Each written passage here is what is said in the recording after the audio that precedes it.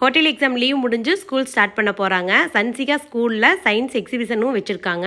எக்ஸிபிஷனுக்கு கொஞ்சம் திங்ஸ் எல்லாம் வாங்கணும்னு சொன்னால், சரி அப்படியே 2 பேத்தையும் கொண்டுட்டு போய் டியூஷனில் விடுறதுக்கு முன்னாடி எக்ஸிபிஷனுக்கு தேவையான திங்ஸ் எல்லாம் வாங்கிட்டு அதுக்கப்புறம் டியூஷனில் கொண்டு போய் விட்டுறலாம் அப்படின்ட்டு கடைக்கு வந்துட்டோம்.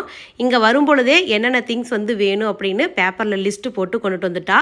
வேணுங்கிற எல்லா திங்ஸும் வாங்கியாச்சு. ஐப்பசி மாதமே வரப்போகுது. இந்த வருஷம் ஒன்றும் அதிகமாக மழை பெஞ்ச மாதிரியே தெரியல. வெளியில் வந்தாலே வெயில் பயங்கரமாக அடிக்குது. அப்படியே பாப்பா ஏதோ ஜூஸ் வேணும்னு கேட்டாங்க.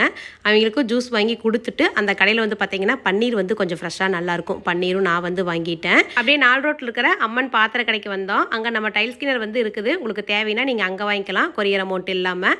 கொசு அடிக்கிற பேட் வந்து வாங்கணும்னு ரொம்ப நாளாக நினச்சிட்டே இருந்தோம். அப்படியே அந்த பேட்டும் வந்து ஒன்று வாங்கிட்டு சன்சிகாவை கொண்டு வந்து ஹிந்தி டியூஷனில் விட்டுட்டு குட்டி பாப்பாவை அவளோட டியூஷனில் விடுறதுக்கு வந்தேன். டியூஷனில் ஒரு ஆள் கூட இல்லை. இன்றைக்கி டியூஷன் லீவுன்னு வாட்ஸ்அப்பில் மெசேஜ் போட்டிருக்காங்க. ஆனால் நாங்கள் தான் வந்து கவனிக்காமல் வந்துட்டோம்.